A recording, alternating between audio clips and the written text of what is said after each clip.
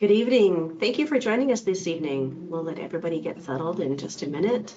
We're very excited about tonight's topic, strategies to improve the total compensation and working conditions of certified ECEs in Alberta. This work is the culmination of facilitated focus group discussions with early childhood educators in Alberta to ask about compensation and working conditions. This collaborative work between the Muttart Foundation, thank you, Christopher Smith, and the Association of Early Childhood Educators in Alberta and the Alberta Leaders Caucus. Sincerely thanks the early childhood educators who participated in these focus groups, shared their insights and observations about their compensation, access to benefits, and their working conditions. This critical work examined what the current working conditions are, what the current compensation and the benefits are available to early childhood educators, and identified critical areas for improvement to better support their work with young children and our citizens. Our land acknowledgement this evening. We acknowledge that what we call Alberta is the traditional and ancestral territory of many peoples, presently subject to treaties 6, 7, and 8, namely the Blackfoot Confederacy, K'nai, Piikani, Siksika, the Cree, Dene, Saulteaux, Nakota Sioux, Nakoti, Stoney Nakoda, and the Tsuut'ina Nation and the Métis people of Alberta. This includes the many Métis settlements in the 6 regions of the Métis Nations of Alberta within the historical Northwest Métis homeland. We acknowledge that the many First Nations, Métis, and Inuit who have lived and cared for these lands for generations. We are grateful for their traditional knowledge keepers and elders who are still with us today and those who have gone before us. We recognize the deep and enduring connection between Indigenous people and the earth, and we are grateful for their wisdom and resilience that have brought us in stewarding these lands. As a community dedicated to early learning and childcare, we embrace our role in fostering an understanding of respect, responsibility, and connection to the land in us and for our youngest citizens. We commit to learning from Indigenous perspectives on caring for the earth and as we work to nurture and protect it. As early child educators, we are called to honor this legacy and protecting the land for generations to come. This evening, we are using the GoTo platform. We will be recording the session and making it available on the AECEA website later. All participants will be muted throughout the presentation. However, we do have an opportunity to ask some questions at the end. Please put them in the chat or we will moderate a discussion at the end of this presentation. I'm very happy to introduce Christopher Smith and Nikki DeBlanco, 2 stalwart defenders of early learning and childcare in Alberta and Canada. And we thank you for your continued depth of commitment to the work of the educators and the children and educators and families in Alberta. Christopher Smith is the Associate Executive Director of the Muttart Foundation, a private charitable foundation based in Edmonton. He has led responsibility for the foundation's work in the area of early learning and childcare. Christopher serves on the steering committees for the Community University Partnership. This is for the study of children, youth, and families of the University of Alberta. He is a member of the Edmonton Council for Early Learning and Care. He was also appointed to the National Advisory Council on Early Learning and Childcare in the fall of 2020. He formerly sat on the National Expert Panel on Early Learning and Childcare Data and Research from 2019 to 2021, and is also the former chair of Success by 6. He just has a few things to do during the day. Nikki DeBlanco has worked with the Association of Early Childhood Educators of Alberta in multiple expertise and capacities since 2010. She served on our board of directors as the past chair. Currently, she is our special advisor and sits on the policy committee. Nikki has helped guide the association by facilitating consultations, conducting research, and establishing the current mandate and vision for our association. She has a master's degree in education and early learning and is the executive director for the Child Development Day Homes, is also a member of the Edmonton Council of Early Learning and Care, and currently sits on the Childcare Now National Workforce Policy Table.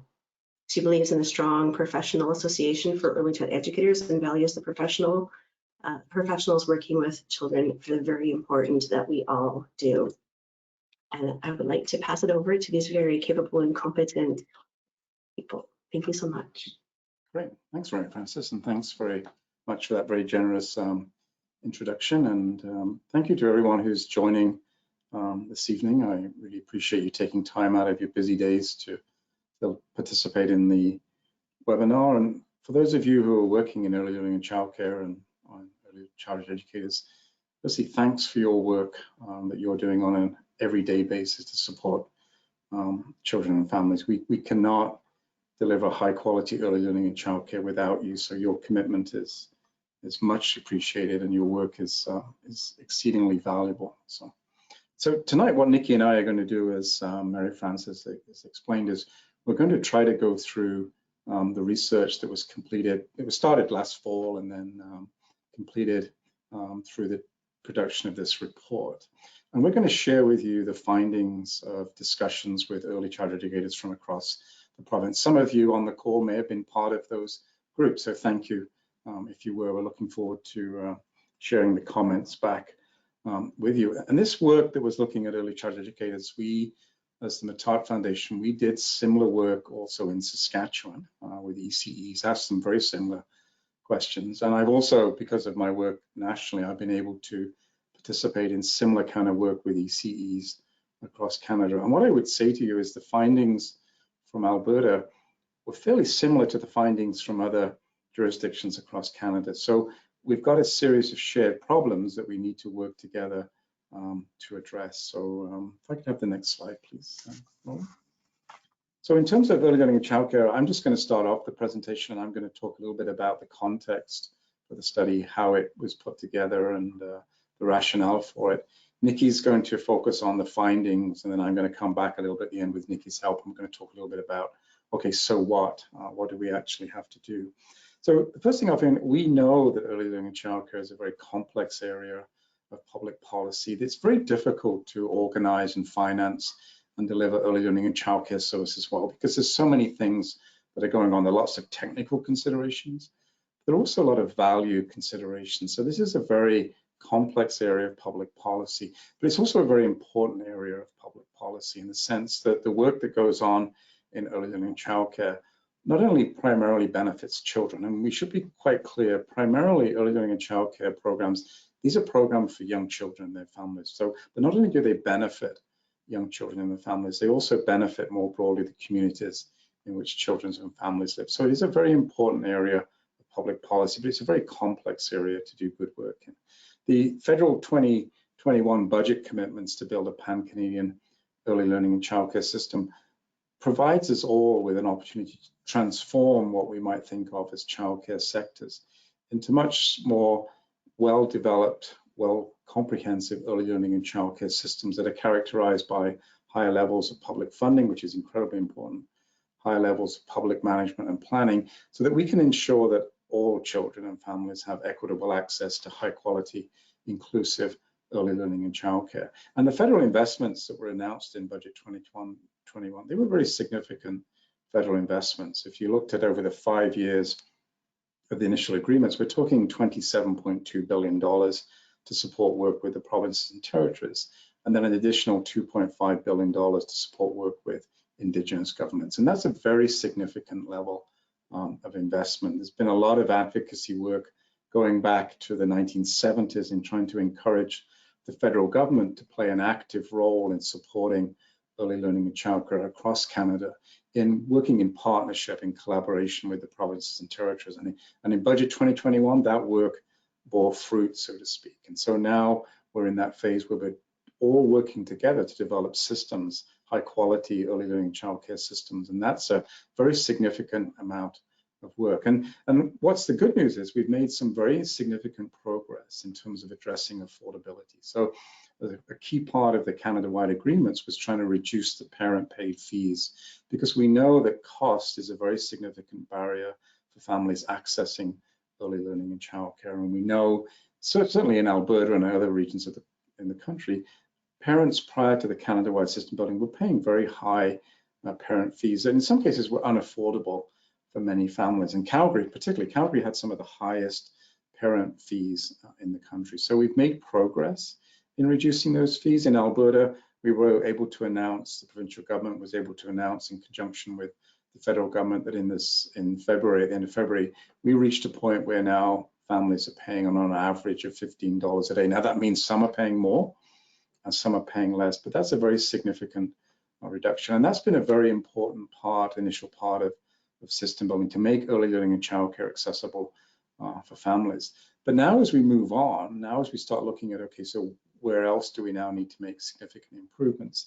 It's fairly critical and it's fairly obvious to all of you on this call that we need to make improvements in terms of how we support, invest in, and provide resources to early childhood educators to do their work. Really, when we think about it very conceptually and we think about it practically, well-qualified, well-compensated early childhood educators, they're the foundation of a high-quality early learning and childcare system. So it's essential that we now think about how do we better invest in early childhood educators to support them in their incredibly important work. And as we're doing this, we just had a conversation before the call started. As we're doing this, as we're trying to build workforce capacity in early learning and childcare, it's quite clear, and you've all read all the newspaper stories and the like, we're also seeing very significant demands for workforces in education. We're seeing very significant demands for workforces in health and the caring sector generally. So as we're trying to build workforce capacity in early learning and childcare, in some ways, we're doing it at the same time as other sectors are also trying to build their workforce capacity. So this is a very, very complex set of things we need to do. So if I can have the next slide, please.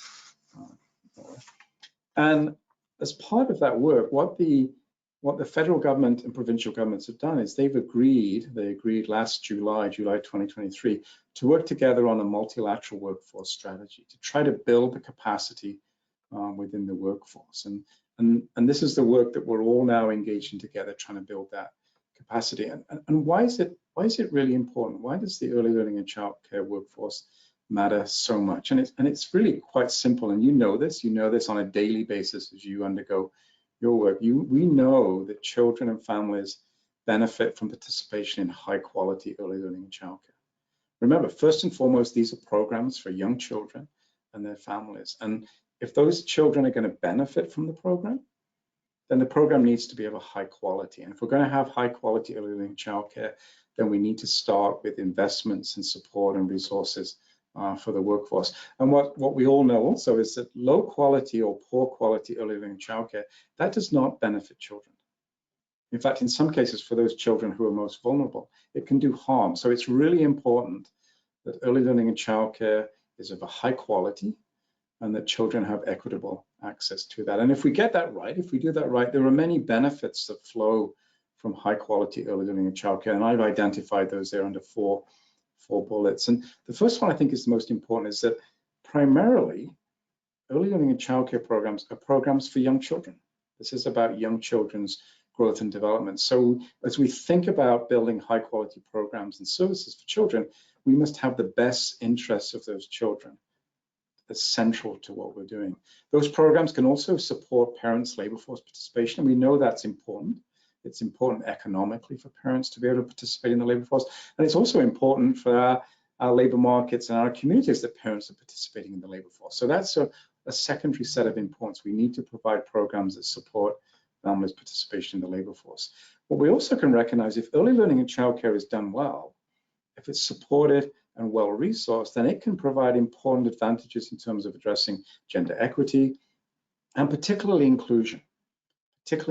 So if we get inclusion right in the early years, then we're more likely to get it right in the school years and beyond. So early learning and childcare can be a very important provision support for gender equity and inclusion. And what it can also do, again, something to think about, it can also help build social solidarity and community. So early learning and childcare centers, early learning and childcare programs and services, family day homes, they can be part of the social infrastructure at a community level that allows children and families to come together and build community together. So that's a very important role. All of those roles are very important. But that high quality provision, that high quality early learning and childcare depends on having a well-prepared and well-supported professional early learning and childcare workforce. And that workforce, they need to work in competent organizations. And that competent organization needs to be situated in a competent system. So we must start with a well-qualified, well-supported, and professional early learning and childcare education workforce. And what's interesting is we as a country, Canada, we've come to early learning and childcare system building relatively late. And the one advantage of coming to late is we know an awful lot about how to actually build a system. And we actually also know a really lot now about what a well-qualified, well-compensated, well-resourced early educator looks like. We know what's needed to support that educator in her work. We know it. It's not like we're saying, well, we don't know what to do to support the educator. We actually know. We know what will make a difference in the terms of the quality of the program. We know what will support that educator. So now the question is, how do we go about doing that? So there are still some unknowns, absolutely, but we know an awful lot what we need to do to support high quality workforces. And we know that by looking at jurisdictions that have high quality workforces. We look at the educational preparation of those educators. We look at their professional status in the community, and we look at the kind of environments and organizations in which they work. And we say those are the factors that are going to support those educators in their work. And in Canada and in other jurisdictions, what we're now doing in terms of workforce development, we're trying to overcome 40 years of very limited public funding.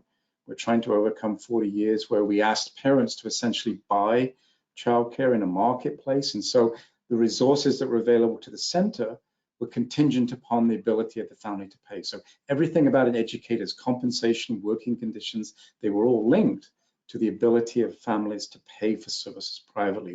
Well, we're now going to try to move away from that, because what we know is that if families are not able to pay high fees, then educators are not going to have well-supported, qualified working environments in which they operate. What we also know is that in the past, in Alberta and other jurisdictions, we've seen programs charge high fees and educators still not get high quality working environments and conditions. So we're trying to move away from a model where parents pay for childcare services in a marketplace to one where we might think of it perhaps more like public education, where parents have an entitlement to service and educators are supported through a publicly funded and managed systems. And what we know is, when we look right back at the literature now, we've got 40 years of research on this. When we look at it, is what that means is we need to develop comprehensive workforce strategies that support educators in their work. And that involves improving their compensation, it involves improving their access to education, and it critically involves improving their working conditions. So if I could get the next slide, please, Laura. So what did we do in the focus groups? Well, we took the opportunity in the focus groups to say that across Canada, there's a commitment now of federal and provincial governments to look at early learning and childcare workforces. They're looking at developing a multilateral workforce strategy. And so how do we, in Alberta, how do we help start to inform that strategy? And what the Muttart Foundation was able to do was work with the Association of Early Childhood Educators and the Alberta Leaders Caucus and say, let's develop a process where we can bring educators together and we could ask them for their thoughts, their ideas on how do we address their working conditions, their compensation, and their access to benefits. So the two goals were to listen to the voices of ECEs on their working conditions, access to benefits, and compensation. And the second goal was then to take what we're hearing from ECEs, consider it in light of the 40 years of research that we've got, the last 20 years have been amazing research, and then determine what kind of policy options, what kind of policy changes, what kind of strategies are governments going to need to implement to improve compensation, working conditions, and access to benefits. And so we decided to use focus groups because that seemed to be a really good way to engage ECEs in a conversation, and sometimes to break down some of the barriers to talking about policy and practice. And for educators also to have a chance to come together and meet and hear each other's thoughts on these very important topics. So we had 11 different focus groups. There was 122 ECEs who participated, including student educators from post-secondary institutions. There were 67 of those ECEs were level 3s, 21 were level 2s, and 29 were level 1s. There were some student educators, and 98 of those ECEs worked in center-based care and 17 in family childcare. And when we started the research, we started out with three very important premises, three very important ideas. And the first one is that if we are going to recruit and retain qualified educators in Alberta, as we build a publicly funded and managed system, then we're going to have to compensate them fairly, and they're going to have to see, and we're going to have to recognize that their work is of very significant value. So that's the starting point. If we don't address compensation and the valuing of early learning and childcare, we would not move forward in expanding the size of the workforce. And what's very interesting there, when you think about recruitment and retention, it's been argued across jurisdictions in Canada now that we don't necessarily have a recruitment problem. What we have is a retention problem. We need to be able to retain and support well-qualified ECs. We can bring as many ECEs in as we like on an ongoing basis, but if we are not retaining those staff, then we will have continual challenges around workforce. Second bullet point, the second sort of premise for the research was that early child educators' working environments, their working conditions, they are the conditions in which children learn and develop. So if early child educators' working conditions are challenging, that means children's learning conditions are challenging. And so fundamentally, we're not going to be able to see improvements in children's learning environments if we don't improve the working environments and conditions for early child educators. You can't do one without the other. And then finally, the very important point is when we think about building a system in Alberta, as other jurisdictions are building systems as well, it's really important that the voices of frontline staff are part of that system building process. ECEs have incredible insights to bring to the changes that are needed to improve practice and by extension improve the outcomes for children and families. So if I can have the next slide, please. Laura, and then quickly, I'm just going to tell you a little bit about the workforce. You know this, but I think there's some very important things to take into account. The Alberta early learning and childcare sector includes both for-profit and non-profit delivery. We know that. Alberta often says, well, we're unique in Confederation in terms of that makeup. That's actually not true. We're not unique at all. There's 6 provinces which have very large for-profit components, 45% and up. So Alberta's not unique. So Alberta's early learning and childcare sector actually looks remarkably similar to many of the early child sectors across the country. So our system or non-system, our sector respectfully looks similar to other jurisdictions. We do have a predominance of center-based service delivery. That's the same in other provinces and territories as well. And then we have a smaller family childcare dimension. So we've got about, overall, if you looked at the whole system, we've got about 660,000 spaces. That includes out of school care, and about 110 of that is 0 to 6, and of that 110, about 95 is center-based. That's fairly similar again to early learning and childcare sectors across the country. Alberta, as part of its Canada-wide agreement, we made the commitment to create 68,700 new spaces. That's a lot of new spaces. That's an awful lot of new spaces. If you think about we're working on a base of 110, and we're trying to create 68,700 in 5 years, that's a lot of spaces. That's a very aggressive space creation set of targets. When we look at the workforce itself, as of March 2024, we're now back up to just under 28,000 certified early child educators. That includes educators in center-based care, preschool, and family childcare. And 50% of that 28,000, just under 28,000, they actually hold a post-secondary credential. So what that means is 50% don't. So we have a workforce now where we've got a 50% level 1, if you like, and then 50% level 2 and 3. And Alberta's early learning and childcare workforce was probably the most profoundly hit by the pandemic.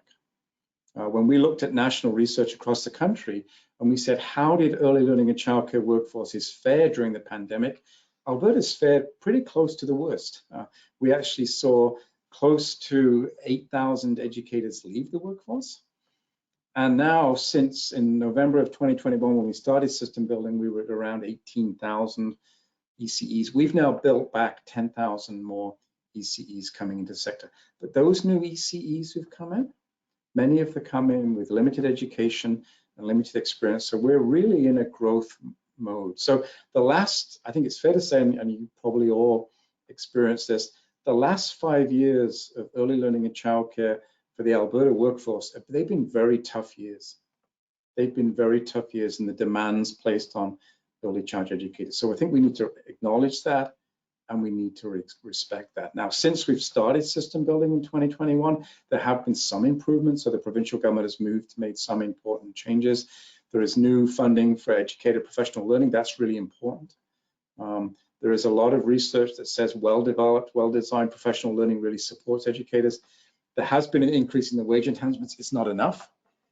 In fact, in some ways, it's rather disappointing. If I compare it to Saskatchewan, in the 3+ years since Saskatchewan started its system building, they've had wage increases and enhancements of up to $7.50 an hour more. So they've done more. So our wage enhancements, I think, were very, very disappointing. Let's put it that way. So glad to have them, but on the disappointing side of the scale. And then finally, there's been an opportunity to try to extend the educational and training opportunities available ECEs through expansion of post-secondaries. But again, I think it's fair to say in Alberta, in the 2.5 years since we've really been involved in system building, we have not invested enough and supported the workforce enough. Over the 5 years of the Canada-wide agreement, Alberta was to receive $3.8 billion to help transform the system.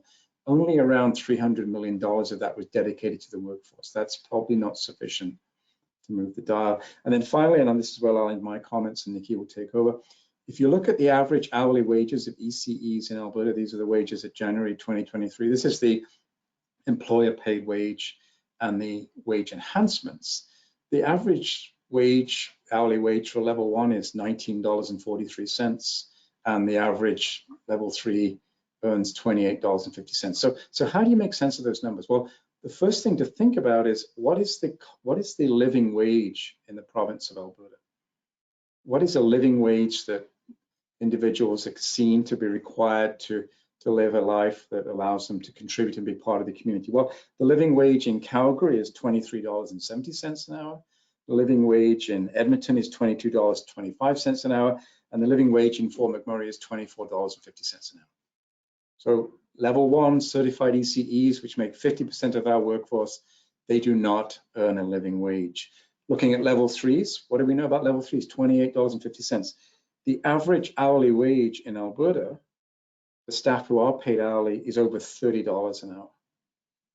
So ECEs are paid less than the average hourly wage. The average hourly wage for people who are on salaries is over $45 an hour. So ECEs in Alberta are not well compensated. And our colleague, Gordon Cleveland, who works nationally across the country on wages for ECEs, has made the comment that when we think about ECEs, particularly those with diploma certificate qualifications, although they've got post-secondary education, they're actually paid at a very similar level to staff or workers in the workforce who only have a high school diploma. So ECEs are not well supported in terms of compensation. So I'm just going to end it over there, and I'm going to hand it over to Nikki to talk about the findings. Hey, thanks, Christopher, and thanks, Mary Frances and Laura behind the scenes, managing questions and comments and things like that. So hopefully we'll get to some of those at the end of our presentation here. Before I start, I just wanted to say how honored I was to participate in doing the facilitation for these focus groups with ECEs, because you know, the voice of ECEs is so important, and for us to hear you and be able to wrap up these comments and present them to government and policymakers and present back to you to, you know, confirm if this is, you know, what we heard, and also so that you can see yourself in this report, and you know that others are saying some of the things that you may be experiencing. So anyways, I just wanted to say thank you to, you know, over the years to all of the ECEs out there that have shared their comments and concerns and visions with us, because as an association, we hear you, and it's very, very important to us to take your voice forward. So it just makes me, every time we finished focus group, I was just floored, and I was just so honored to hear the ECE experience.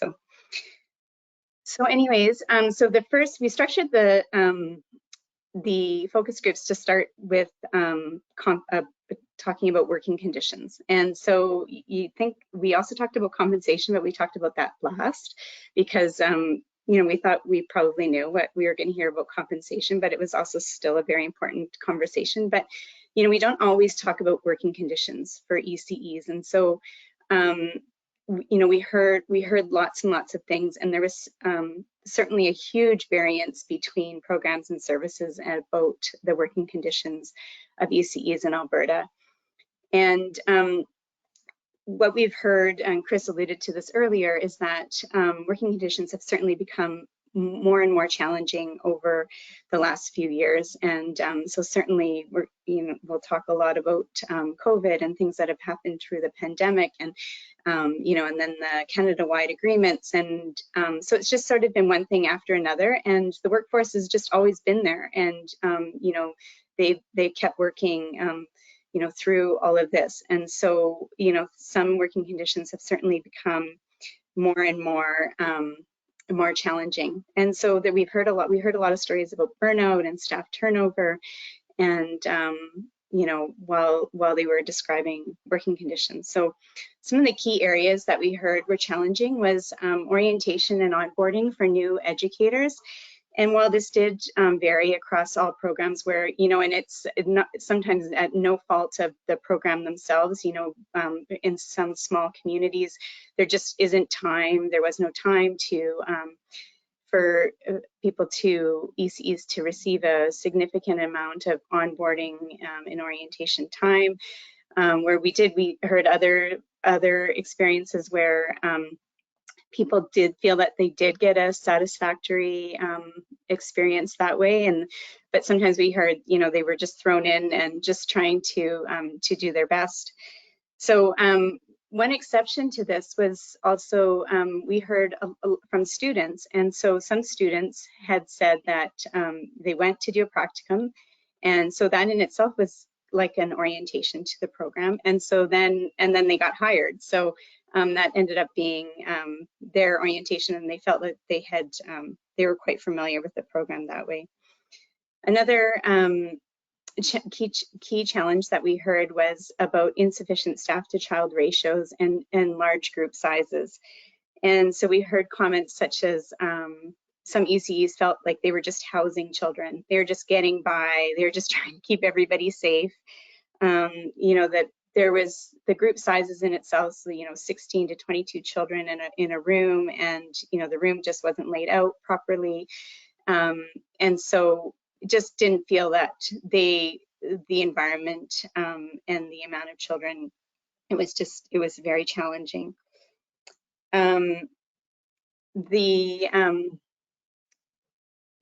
So one thing that we heard that has actually amplified since COVID was that there's so many children with additional and complex needs now. And a lot of ECEs just felt quite helpless in this. They just didn't feel that they had the resources or supports to support these children, and that this is where we heard the comment, they were surviving and not thriving. And so they felt like either they needed more support, you know, while they were getting their pre-service education, or they needed some more supports within the program. There's certainly a shortage of qualified educators and high rates of staff turnover. So that, as Chris said, that now we have 50% of our ECEs working in Alberta are just certified as a level 1. So it's hard on teams when some educators are certified at level 3 and above, and some are just brand new to the field. So that was contributing to staff burnout and turnover. Increased workloads and limited planning and preparation time. And so I'm sure this is very familiar, is that, you know, sometimes programs have the best interest in providing this time for you to do programming and your planning and observations, but because of lack of staffing, they're just it's a limited amount of time to provide planning and preparation time. And that a lot of staff, a lot of ECEs were still feeling that their work was quite undervalued, so that they still heard that they were being referred to as babysitters, and so that they just felt that the important work that they were doing was not reflected. So some of the supports, positives that we did hear is that there was increased professional learning opportunities and increased mentoring and coaching. Some programs have like shadow mentoring days, and you know, they felt that they were getting, you know, that support from their peers and the supervisors. And but we also heard that, you know, it certainly depends on what the leadership is of the program, and what the culture is of that is of the program. So, you know, for instance, if planning was a priority, then you know, they just made sure that those types of things happened. You know, we heard about some other gold standard kind of examples, like such as you know, planned PD days where programs would close down for the day, and then all the staff would get together to do PD. We heard examples of pedagogical mentors coming into the programs, and sometimes internal pedagogical mentors that were able to go into room to room and support the staff that way. And as Chris said, we did have a focus group with some family child care educators, and so some of the challenges that they mentioned was obviously the long work hours. Some people are working up to 10 hours and even more a day. There's a lack of backup care, certainly within family child care. What we've noticed since we've had the Canada-wide agreements is that the spaces are very limited. So if a day home educator wants to take some time off, it's very hard to find backup care in another day home for them to take the time off. And you know, family day home educators described how they often felt isolated, and that they weren't able to necessarily meet their needs by taking time off to be able to go to the doctor or just do things for their family.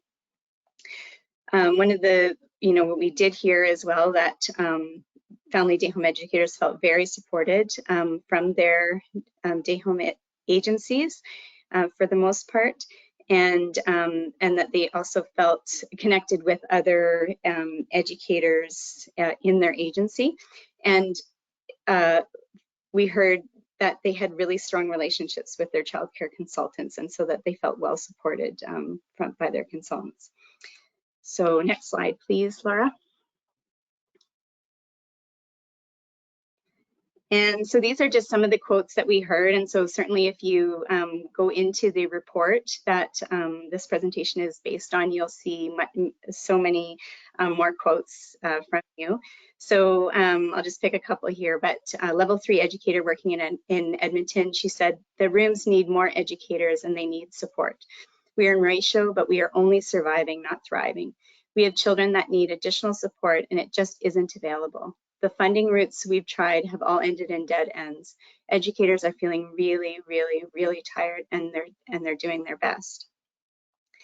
And then a level 2 educator from Grand Prairie said that if you have high turnover, you never get momentum. The attachment with children and educators is important, and where there is disruption in the staff, the children feel it. Next slide, please, Laura. Okay, so then this the next topic that we tackled was the educators' access to benefits and pensions. And so once again, we heard huge variation between programs and services, and that some and the types of benefits like that were identified were like vast and varied. And so some the things that were the least, like pensions, for instance, were one of the things that very few ECEs had access to, and some, that things that ECEs thought as benefits were definitely varied. So the ECEs that did have access to benefits, they did think that helped retain the staff and reduce the staff turnover in their programs. And educators, they have such low pay, it makes the benefits unaffordable for some educators, because if they had access to benefits, then some of the funds, they'd have to take some of their pay to pay for their portion of their benefits. So that was a challenge. Paid sick days, we actually heard that some ECEs don't have access to paid sick days, but that they definitely thought that they were essential. And but there was a lot of challenges in taking sick days, and so some ECEs felt so bad to take a sick day because they knew that they were going to be putting pressure on their colleagues and peers to you know, for the day. So we heard over and over again that ECEs are going to work sick because either they can't take the time off because they won't get paid, or because they are feeling really bad about the pressures that they're putting on their other colleagues at work. Those that did have benefits, they said that is very important given the demands of the work that they do, but they're also often limited in access. And as I mentioned about pensions, so what was interesting is that a lot of people, ECEs new to the field, weren't thinking about pensions. You know, they came into our field straight out of high school, and you know, they didn't think about, like, I mean, I didn't really think about that either when I was in my early 20s so much, but as we heard from those ECEs that have been committed to this field for, you know, decades, and then they realized, oh my goodness, like, I don't have a pension, or those that did, they were really thankful that they would have access to that for when they retire.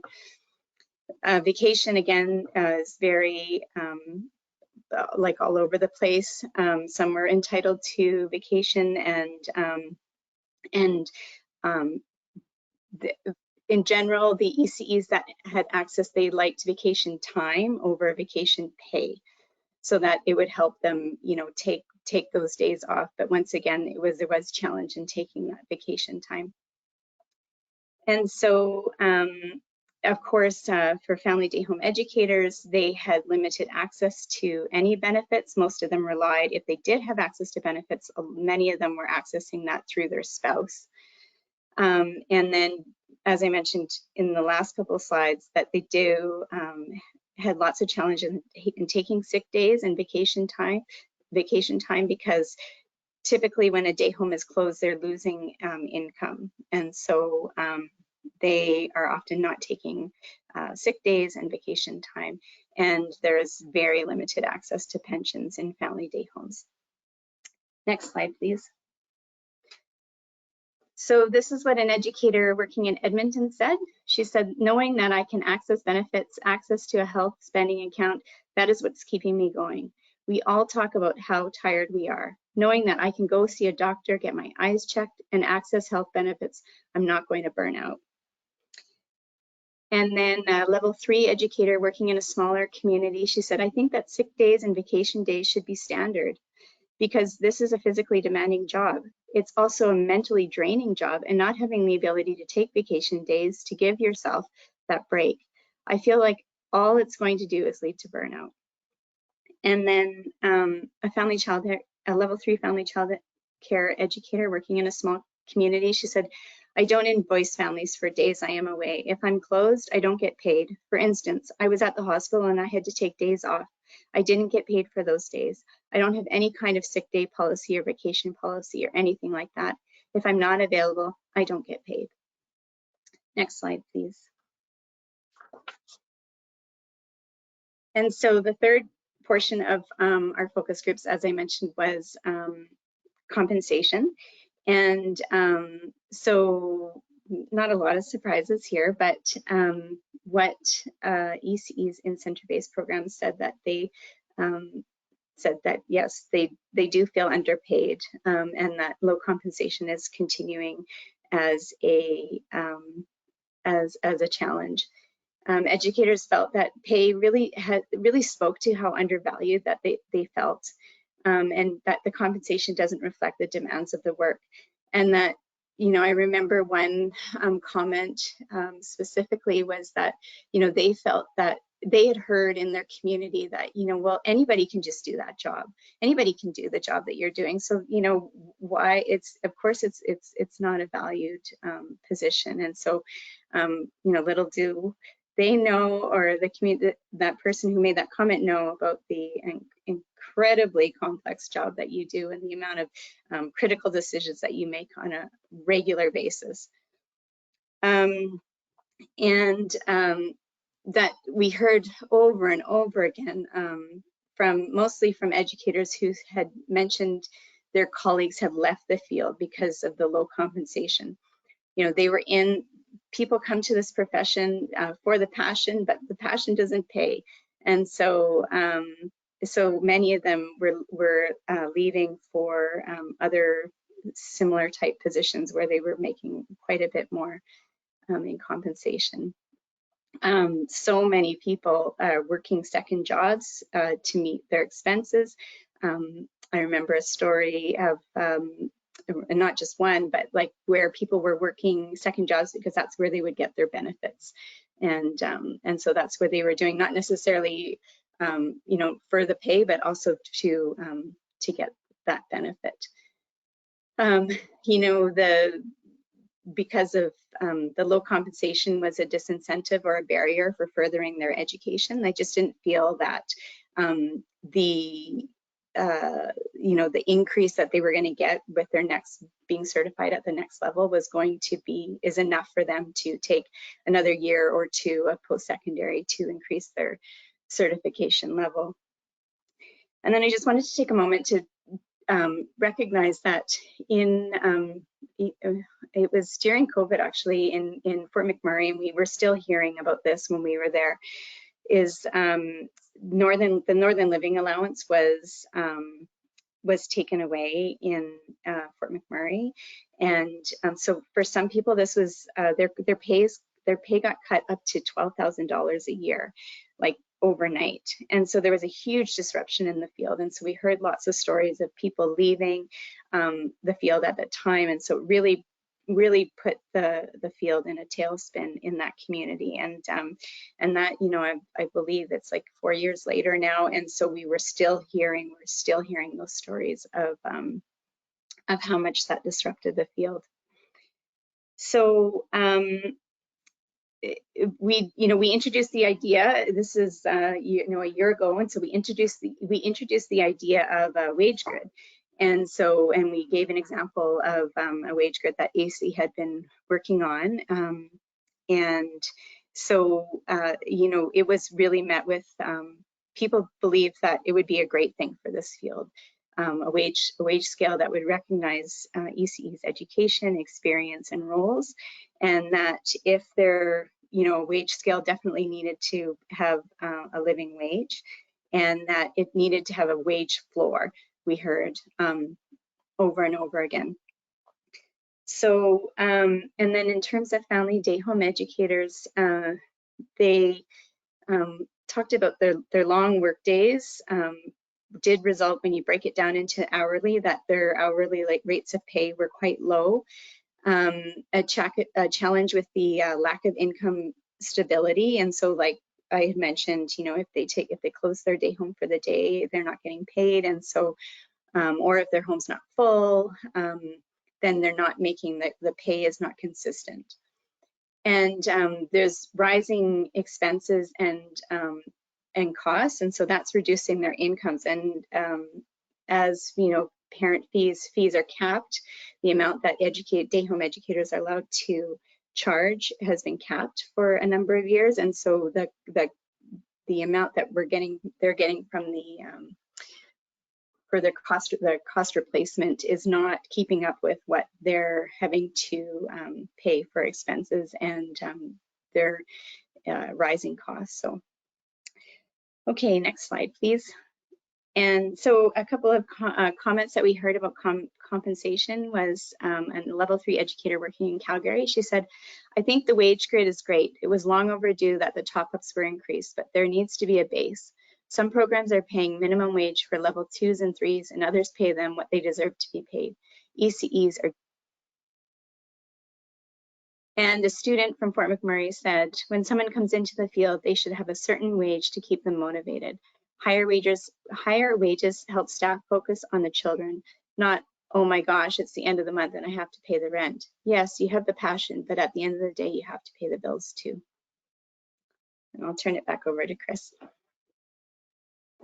Thanks, Nikki. And so the final part of the presentation, we're going to share with you the proposed strategies to address the challenges that the ECEs identified. And to go back to where I started at the beginning. So again, what I would suggest is these are similar challenges that educators across the country face.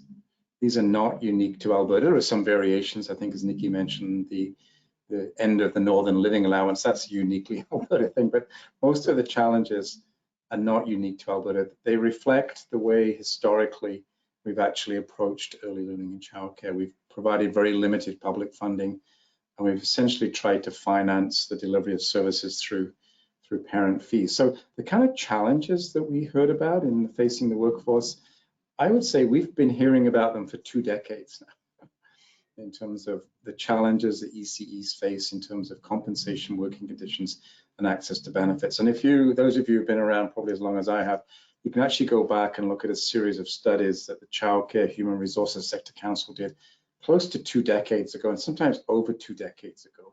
And they looked at the challenges of facing the workforce. And in many ways, the challenges that we identified 2 decades ago are the challenges that we see now. Maybe now why they've been made more pronounced is certainly the pandemic had an impact on Alberta, but also now we're moving into a mode where we want to try to build a much larger system. We want to try to expand the number of services. We want to build the size and the capacity of the workforce. So the challenges that have been around for 2 decades are now the challenges that we have to start addressing. And the kind of, if there's a good news part of it, is the good news is that the transformational funding that's coming through the federal government and working in collaboration with the provinces provides us with an opportunity to start to make those changes, to address those long-standing challenges. But how we make them, that's going to require political choices. And so there is the opportunity to start addressing these challenges. And if you look across the country, and I'll highlight a little bit as I go through some of the solutions that have been proposed, is some provinces are making really good progress on addressing some of those challenges. So the opportunity now is to address those challenges, but that's going to require political will, and it's going to require investments. And it's also going to require, if you look at that second point there, it's going to require amendments to early learning and childcare policy. It's going to require changes in regulation, and it's certainly going to require changes in funding. And the most important thing that I think is coming up for all of us in Alberta is looking at that pending new funding formula for how we support the delivery of services. So that new funding formula, it's going to have to speak very loudly and boldly to investments in the workforce. So that's the opportunity to make the changes. So what are the kind of changes that we need to see take place? And again, these are similar across the country, picking up and kind of following some of the narratives that Nikki outlined. We need to look at formally providing orientation and induction supports for new educators. What we know from other fields is that if we don't provide new staff entering a field with support, they're more likely to leave. Think about what we talked about the workforce in Alberta. We've brought in 10,000 new ECEs since November 2021. We're planning to bring in 5,000 to 7,000 more ECEs as we expand services. So we need to be able to provide formal orientation and supports for those new ECEs. And that's going to require provincial government leadership and investment. So every educator who starts in a program, a new educator, no matter where they start, Fairview, Calgary, Edmonton, they should be entitled to a support in terms of an orientation and induction. At the moment, what we know is within the first 5 years, 50% of all educators who are entering the school system, they leave. Within 5 years, 50% of them left. I bet the number's even higher in early learning and childcare. So we need to have formal orientation supports that the provincial government provides leadership in developing with the sector. That's the first thing.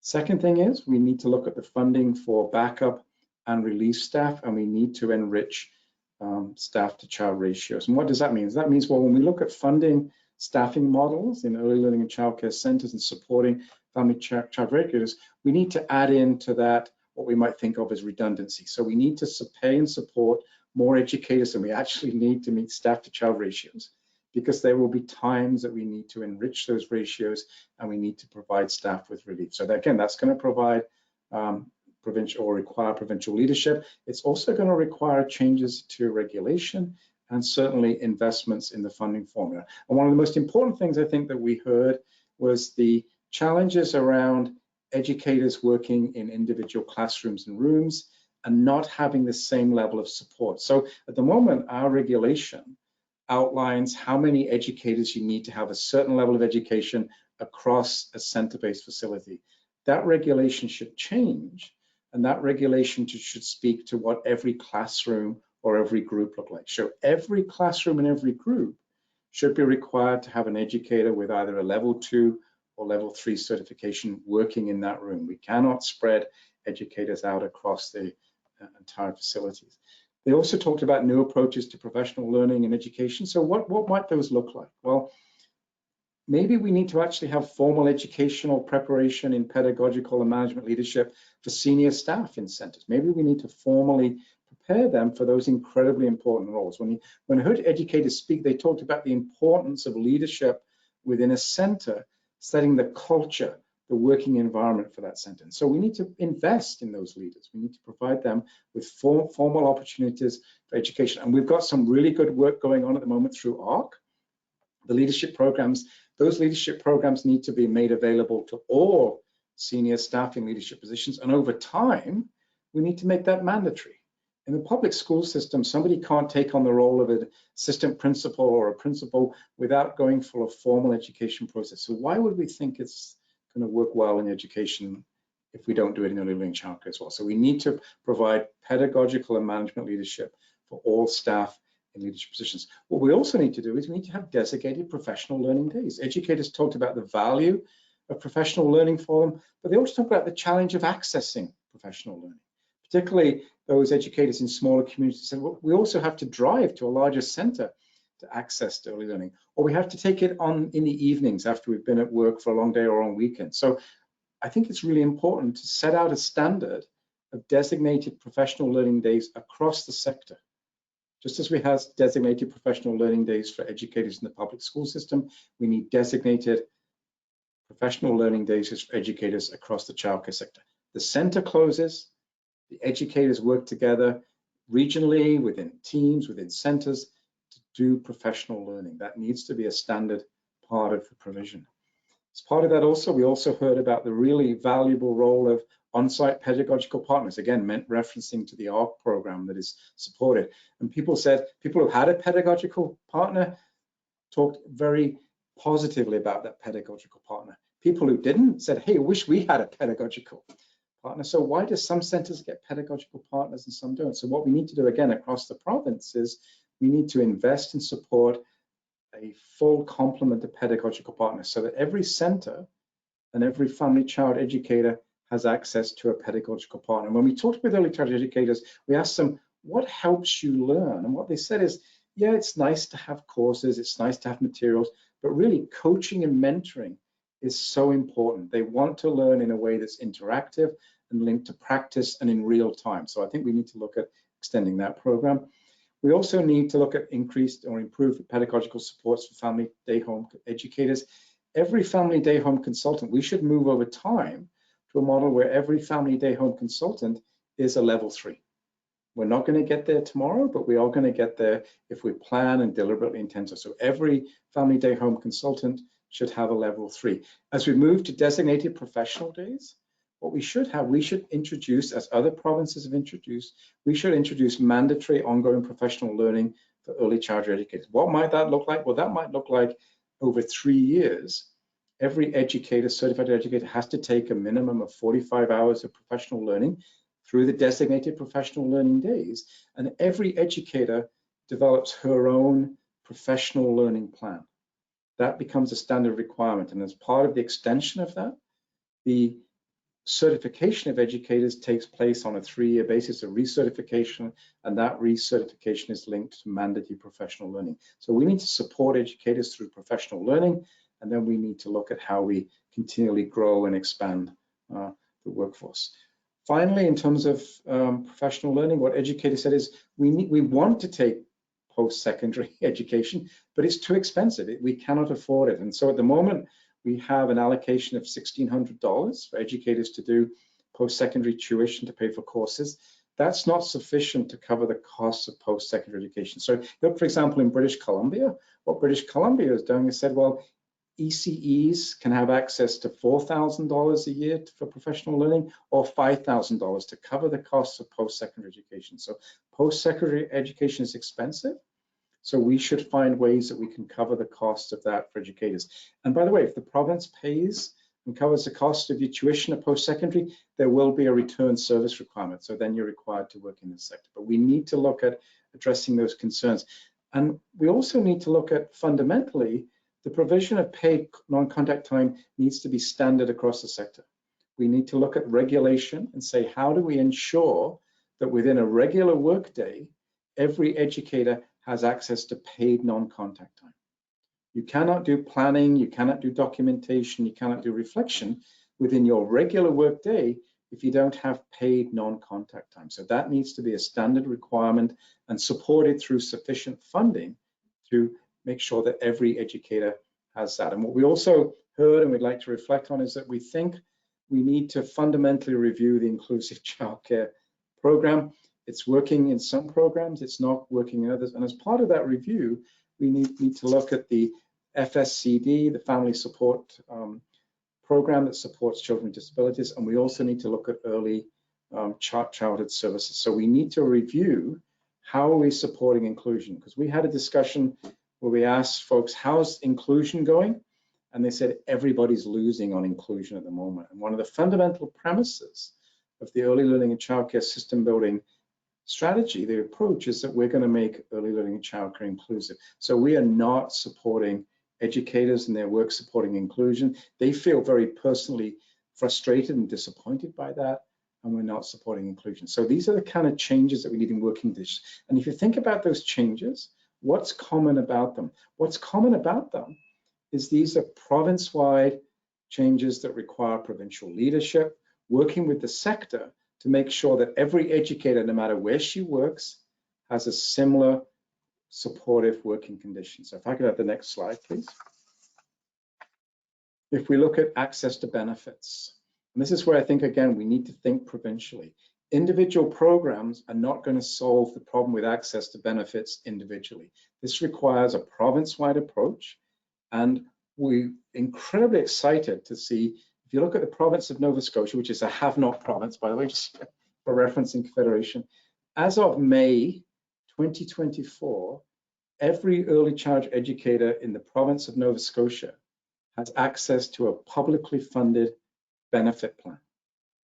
So it covers health, it covers vision, it covers dental, it covers life insurance, it covers disability insurance.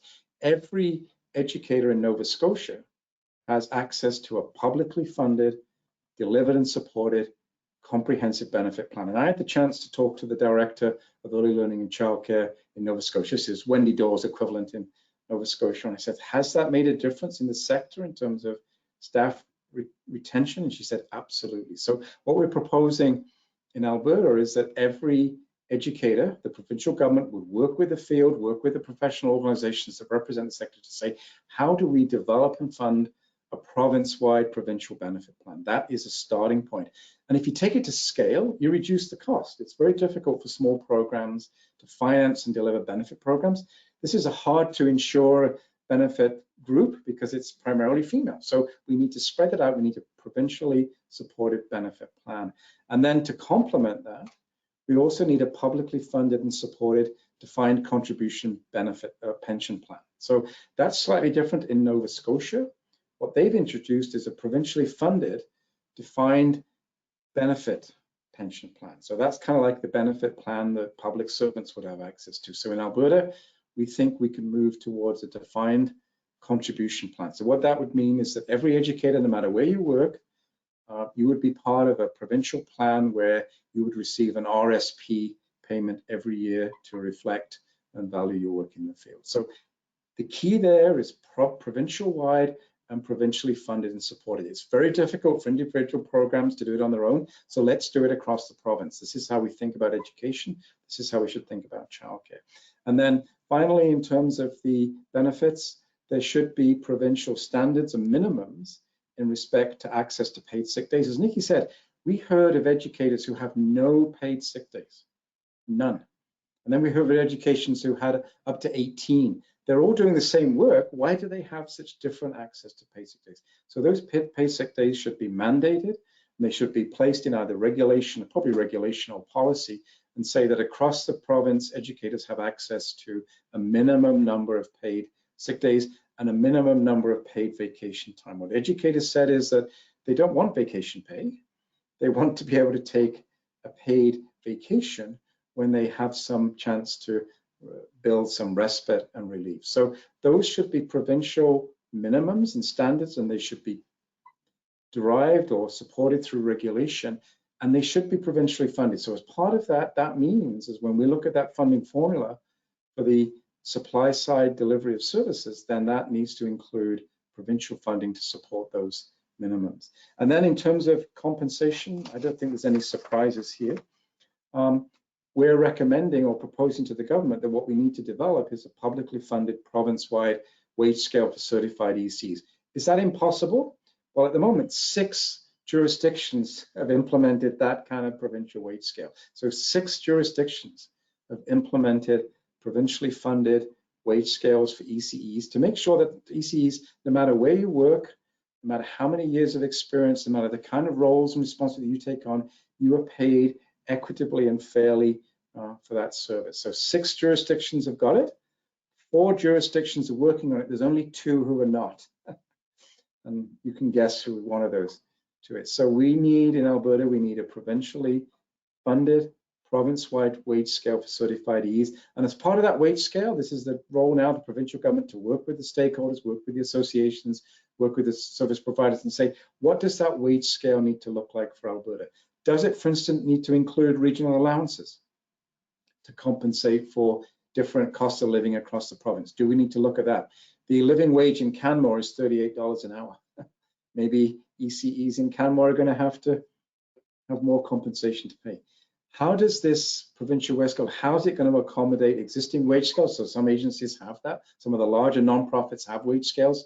Many don't. But how is it going to accommodate existing wage scales? And also, how is it going to accommodate collective agreements where they've been negotiated? We don't have many collective agreements in Alberta that extend to ECEs, but we need to think of that.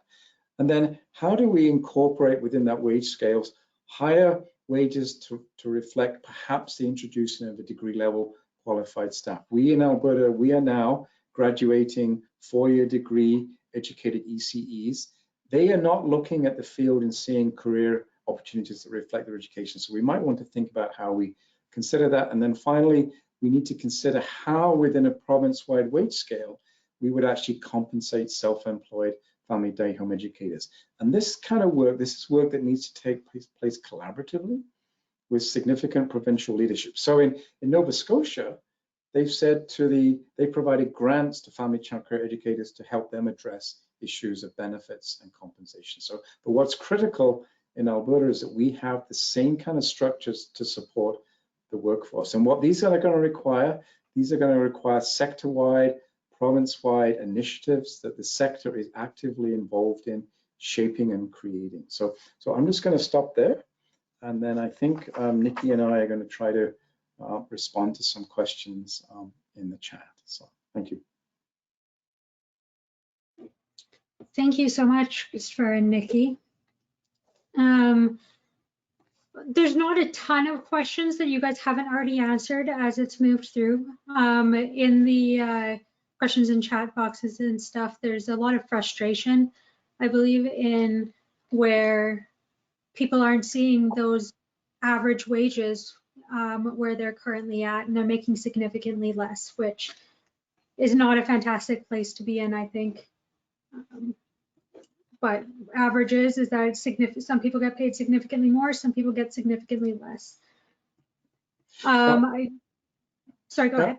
I think on that, Laura, I think that's that is the average. You're absolutely right. And so, it's not even the median, right? It's the kind of average. And so those averages do get skewed higher.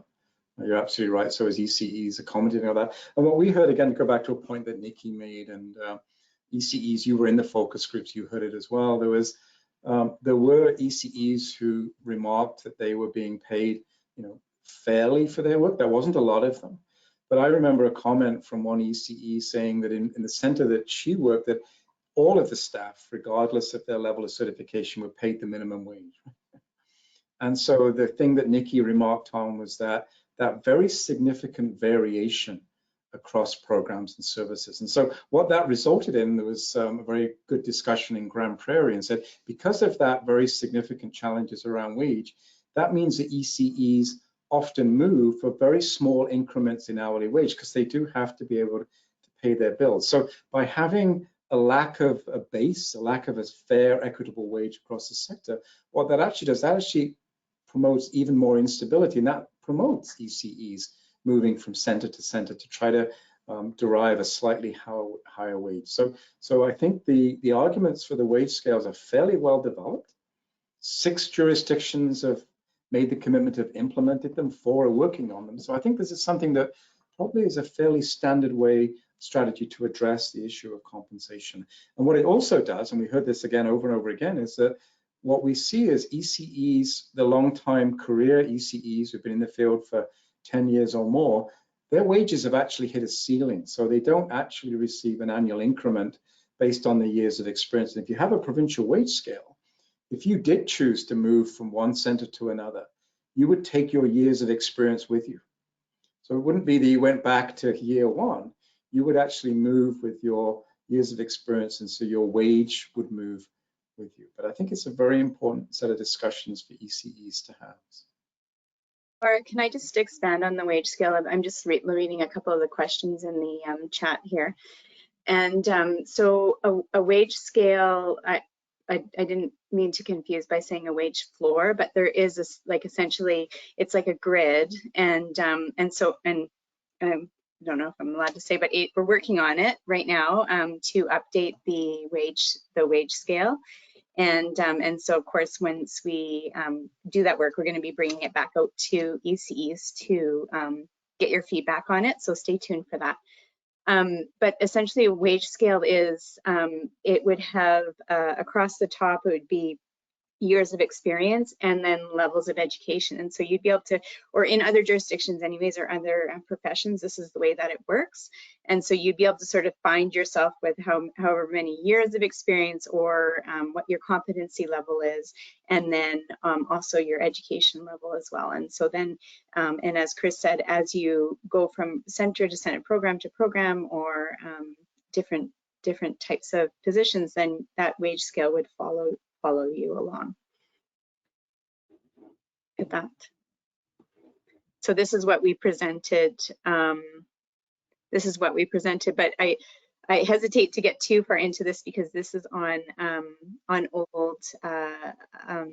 Don't focus too much on what the actual wages are there. It's just an example. And so because these wages were taken from 2019. So of course now we're in 2024. So it needs to be updated, and we do need to rethink, you know, what as the grades go up, is it by years of service, or is it to do with competencies, and then how does that work? So this is the work that we're doing now. And just, I'm also kind of scrolling through the questions, and so I'll just comment on this one very early on about sick days and health insurance. And I think it's really important if we think about what contributes to high quality early learning and childcare, it's educators who feel well supported, well resourced in their work. And so there's a very strong relationship in the literature between the well-being of educators and the quality of early learning and childcare, and by extension, the well-being of children and families. So if educators' well-being is not promoted and enriched and supported, then children's learning will not be enriched, supported. So in answer to the question about sick days, absolutely. This is a very physically and emotionally demanding field, and you're also exposed on a regular basis to viruses and infections. And we heard about ECEs, and you've probably all been through it, your own experiences, that the first year you start working in the field, you almost get sick on a regular basis because then you're exposed to all those infections. So absolutely, we need to make sure that the kind of benefits that are available to other professionals who work in human services fields, such as public education, are available to educators. So that's going to be critical in supporting educator well-being. So thank you for that question. And then there's a question, Julie, about government being on board. And I think this is the very important question for all of us in the early learning and childcare sector. So the other governments have found their way at the moment to make some improvements. And so it's contingent upon all of us to help the Alberta government do the right thing in terms of its investments in early learning and childcare. This is a very significant opportunity. That federal investment is now over $4 billion over 5 years. That's a very significant level of investment. And we should see a very significant return on that investment, including in respect to early childhood educators. And I think at the moment, the Alberta government's struggling, if you like, to match the level of investment that the federal government's making. So if you look at the federal investment over the 5 years, in the final year of the agreement, the federal government will be investing $1 billion in early learning and childcare in Alberta, where the Alberta government's investment is kind of stuck. It's stuck at around $350 million. So we need to help the government understand the importance of this investment in early learning and childcare, whether that's from a child development perspective, but also it's from the labor force participation perspective. So again, it's contingent upon all of us to help the government make those investments. And that's not putting that on the shoulders of individual ECEs, that's putting that on the shoulders of the associations that represent childcare operators, groups that are involved in public policy, and to say, we need to see changes in this area. Otherwise, we will not be able to build a high quality system. So that's not on the shoulders of ECEs. You've now given us your insights. Our job now is to take those insights forward and to make those improvements take place. Sorry, we're just jumping in here answering questions that we see. Oh, and my Siri is going off. I saw there was one question from probably from a program director or operator about wanting to pay more but can't because fees are capped. And then there's another question that says, does the $10 a day affect the pay for educators? And yes, it definitely does. And so when when Chris is setting the context around the upcoming cost control framework, these are things that need to get taken in account when what is the cost of care, and will the government pay that? Because part of that is making sure that ECEs have good compensation, they have good working conditions, they have access to benefits, and they have access to a pension plan. So these are all the things. It shouldn't be on the shoulders of individual program operators or programs or directors. It should be something that's part of a funding formula that ensures that ECEs get the value that they're worth. Yeah, well, and that's a really good point. And I think, again, if we go back to historically where we found ourselves, low compensation for educators isn't new, right? That's been a challenge for 4 decades now. And so as Nikki said, the idea of the more publicly funded and managed system is that you do move away from just linking educator wages to the amount that parents could pay. And you do that through supply side funding, the way we supply side fund schools. And so at the moment, the jurisdictions, some are further ahead than others. Ontario has just announced its funding formula. That funding formula goes into effect January 2025. It actually does not do a lot to address ECE compensation, so that's something they need to work on. Prince Edward Island does have a funding formula that does. So in Prince Edward Island, ECEs are now receiving higher wages. So again, this is the real challenge now in terms of the design. It's how do we make sure that public money is used in the most effective way to support the outcomes of the program, and that is providing high quality, affordable, accessible, inclusive early learning and childcare. And if we don't invest in the workforce, we will not be providing high quality early learning and childcare, and we will not be providing early learning and childcare that's inclusive. Right? We will not be able to do it. So it's really important that the funding formula, the process for its development and the nature of its structure supports the delivery of high quality services, as Nikki said. You cannot get that money from parents. It needs to be funded publicly in terms of delivering a high quality service.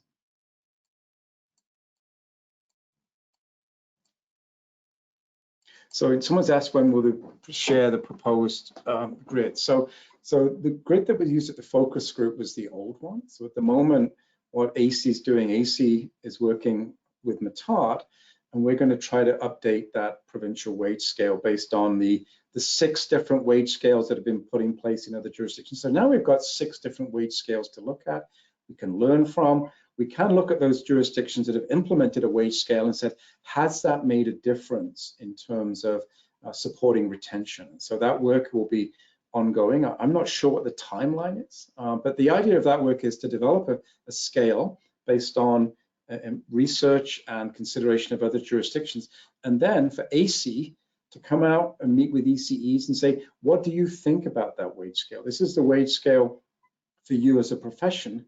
What do you think about it? Does that work for you? Is that something that you think is fair and equitable? So can you clarify how the wage scale would work? Yeah. So within a provincial wage scale, what you generally have, you have 2 or 3 different axes going on at the same time. So 2 or 3 different considerations. So what you have is a wage scale consideration in terms of level of education, which provides a starting wage based on level of education. And then you have a series of steps that reflect years of experience. So a level 1 with 10 years of experience, they would see their wage increase over those 10 years. Level 2, they would start out at a slightly different higher wage and they would see their wage increase. And then what you also need to take into account is the additional roles and responsibilities that ECEs take on. So for instance, if you've got somebody in a supervisory role, the wage scale should set a base minimum wage for that individual, and then that individual's wage should see increments over time. So you need sufficient starting base levels, and then you need sufficient steps so that ECEs have the opportunity for career and income growth over time. Because what we heard is ECEs max out, they get their maximum salary fairly quickly in the field. So the incentive to stay is not there because they're going to be getting the same wage over an extended period of time. So I hope that clarifies that. So.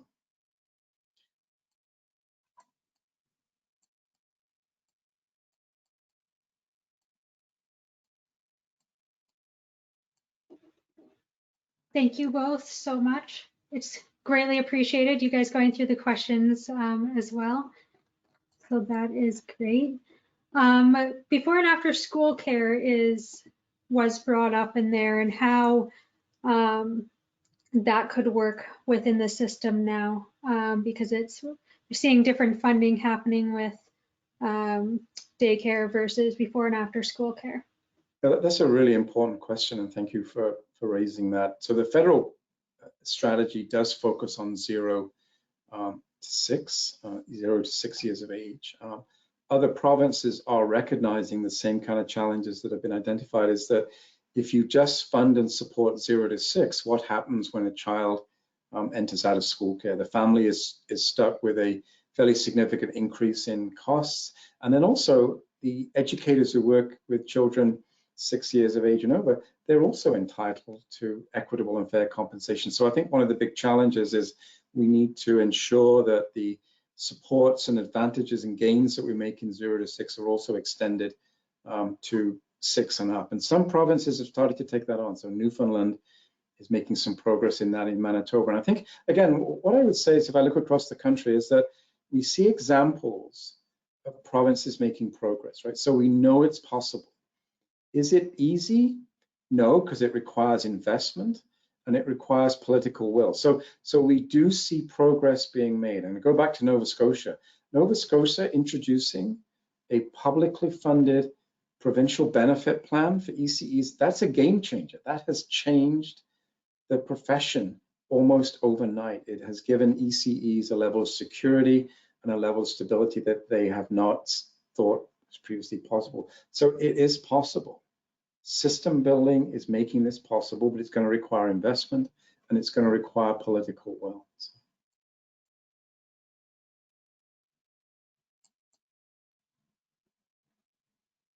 So there's a question about the dissolution of accreditation, and I think that's a very important set of questions. And I think when accreditation was dissolved, it wasn't dissolved on the basis of good consultation with the field. In fact, I don't think there was a lot of consultation. And so the idea of building a system, an early learning childcare system, is that central to that system is something that we refer to as continuous quality improvement. Right? So we will be constantly looking to work with every educator to help her improve her knowledge and skills, we would be looking at every program and service and saying, how can the provincial government work with you to improve the quality of early learning and childcare in your center? So if you think about the public school system has all sorts of infrastructure that supports educators in their work, improving their practice, and all sorts of infrastructure that supports schools in their work. And so we need the same kind of infrastructure in early learning and childcare. So individual programs shouldn't have to try to wrestle with and solve problems on their own. They should be doing that internally, but there should be a continuous quality improvement process so that every program is given the resources and supports to be uplifted to improve its practice. We don't stop learning. We don't stop improving, and that should be central. That should be a central requirement in terms of early learning and childcare, that we all move forward together. So absolutely, we need some equivalent to accreditation. We don't need to call it accreditation. We need to call it continuous quality improvement. And we've got some things we can build on. We've got the Alberta Resource Centre for Quality Enhancement. We've got some really good, strong public post-secondary programs. We've got strong professional associations, AECEA and SACTA, and Alberta Family Childcare Association. So we've got infrastructure that we can build on, but all of that infrastructure needs to be supported to do its work. It cannot do it off the side of its desk or with very low levels of investment. It needs to be publicly supported and invested. So, Chris, there's a question at the end of the list here, and just from your work within National Advisory Council, I wonder if you can answer it. Have you heard of any province focusing on quality along with affordability, accessibility, and workforce development? At the same time? Yeah. I think that, again, and it's really hard to look at, thanks Cody, for an easy question. It's really hard to look at individual provinces all at the same time. But I think if you look at the progress that's being made, I think it's actually, ironically, it's the maritime provinces that are making more progress. So PEI, for instance, it's a very small province. It's been held up as a program that's making significant progress. Nova Scotia has made significant progress, Cody, particularly on addressing issues relating to the workforce in terms of benefits and pension plans. So I think all of the provinces are making progress, but Cody, as you would know, it's really difficult to make progress along all those axes at the same time. And I think what we have to do is we have to say, in the first phase, we put a huge effort on affordability. We have made progress. We're now going to have to put the same level of effort on quality, and we're going to have to put the same level of effort, if you like, on expanding services. So I think there's progress across the board, Cody. Very hard to say who's making the most progress, but in some ways, it's the bigger provinces. It's Alberta and Ontario who are perhaps struggling the most. BC has made some incredible progress on inclusion, in welcoming in Indigenous children and families. So I think it's Ontario and Alberta that are perhaps struggling the most, if you like, the big provinces. Maybe it's more complex here. Maybe it's more political here. Maybe there's some noise that we're facing here in terms of the voices, but but progress is being made. And I think if I just say one final thing, Cody, you know this, it takes a long time to develop a system. It's probably going to take 10 years until we start to see maturity in different aspects of the system. We're just at the starting point. And so now we need to find the best step forward. And the best way forward is going to be SACTA, the Alberta Family Childcare Association, the AECEA, working together and bringing voices together to say, how do we advance the system? You are the legitimate constituents who represent the field. So bring forward those ideas. Let's all of us engage in policy work together with the idea of building a system that benefits all children and families. So.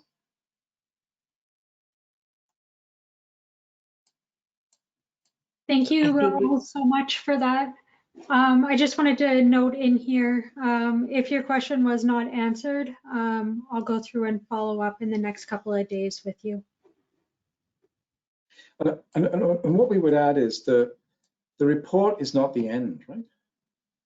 The report is a starting point, right? It's not the final word on anything, it's a starting point. It's to help us all gain some mutual understandings.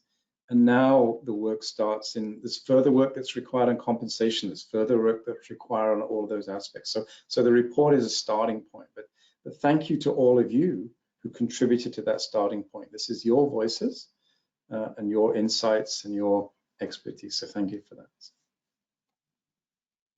Christopher and Nikki, as usual, engaging, informative, dedicated, passionate conversation. Thank you so much for the work that you've done on this report. Just a really quick question, what's next for the report? It went to the federal and provincial ministers. We have received notification back from the provincial minister that he is interested in setting up a meeting. Through the work that I've been involved with nationally, we speak to the federal minister on an ongoing basis and provide her with insights and comment. And I think now we're all waiting to hope and see that the proposal to bring forward a multilateral workforce strategy that the provinces and territories and federal government are working on, hopefully we'll see some ideas in there that bring forward. So I think part of it, Mary Frances, is continuing to bring forward ideas. The key at this point is we need to hope and inform that funding formula. So that funding formula allows really good program operators to deliver really good services for children and families. That's what the goal is, to get that funding formula right. And it's going to take us a few iterations, but we need to get a good starting point, right? We need to support quality and help everybody move upwards and meet those sort of expectations, because that's what ECEs want. That's what operators want. They want to deliver high quality, and that's what children and families deserve. So. Thank you again for your insights and the work that you've put into this report. It's a really great document, and we look forward to working with ALC, INSACTA, and AFCCA and Muttart to bring this work forward a little bit further. Thank you all. Have a lovely evening, and we will hopefully see you soon.